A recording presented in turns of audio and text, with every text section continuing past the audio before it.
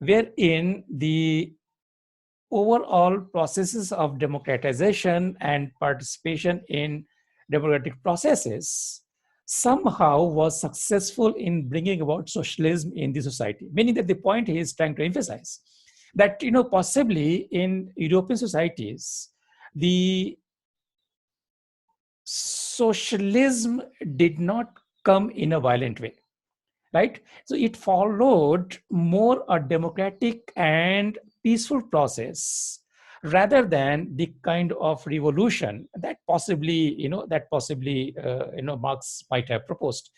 And again, again, that is where we'll come to, some kind of critique of Marxian socialism that Lohia provides. But I will come to that point later. But again, in this comparison, in Lohia's understanding, the path of socialism in societies outside Europe certainly was based on conflicts and struggle. So that is where I think he had the example of China in mind.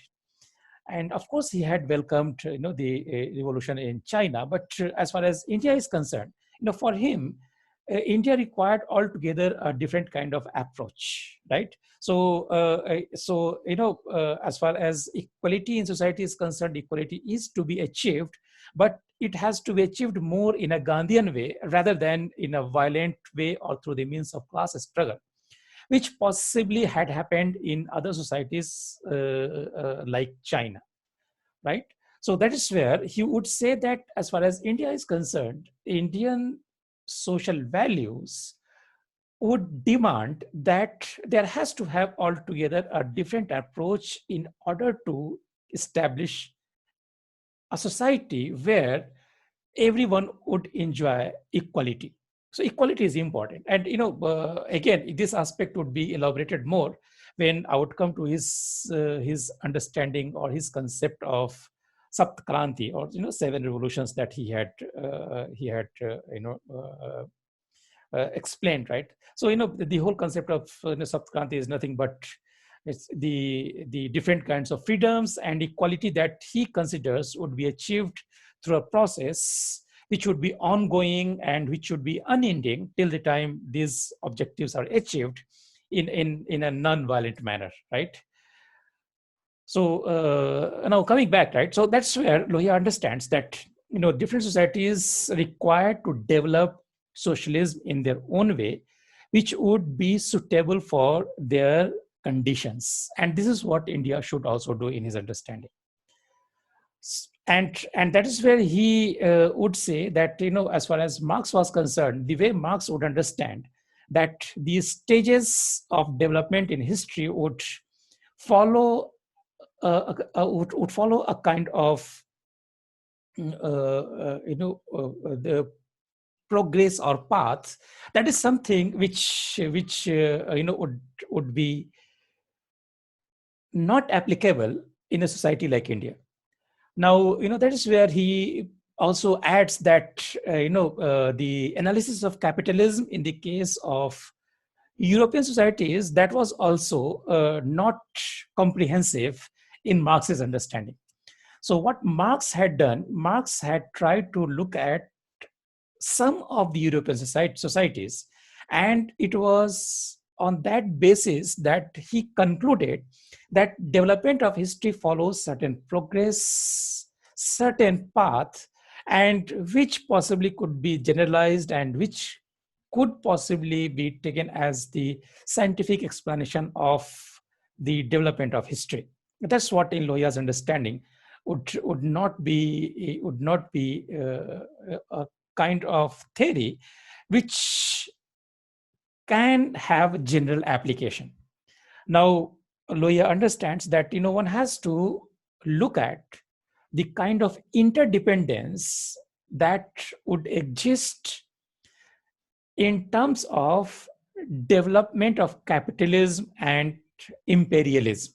So that's what in his understanding is required to be added as an explanation.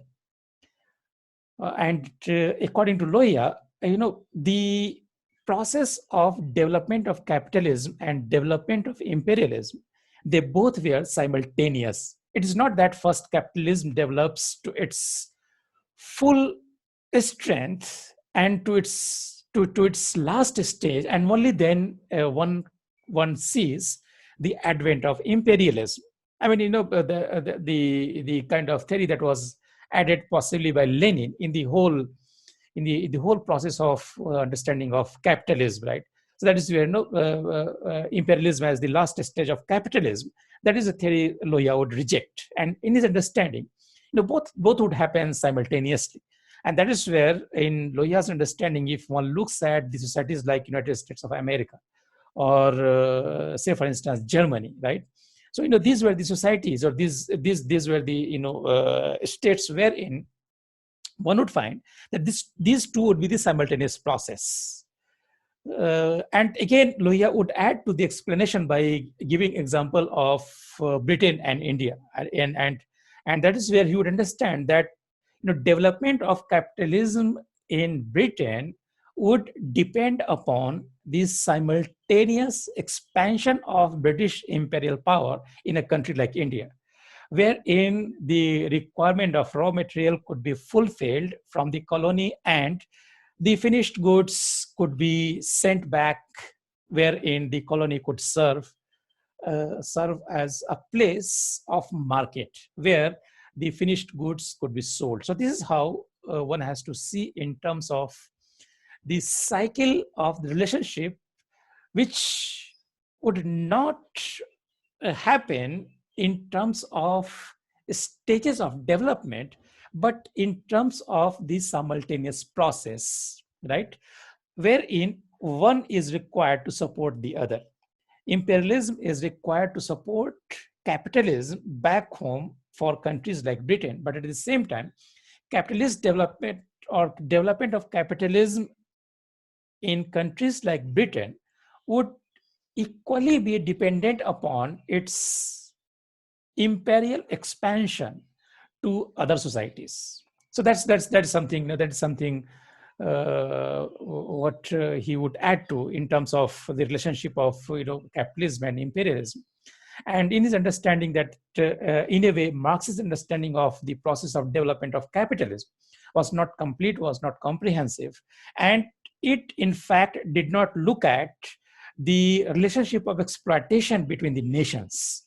So that is where, in Marxist theory, according to Lohia, the whole concept of nationalism was missing. And that is where he possibly could not appreciate this fact, that there would be a kind of relationship of exploitation between the colonies and the imperial powers like Britain, right?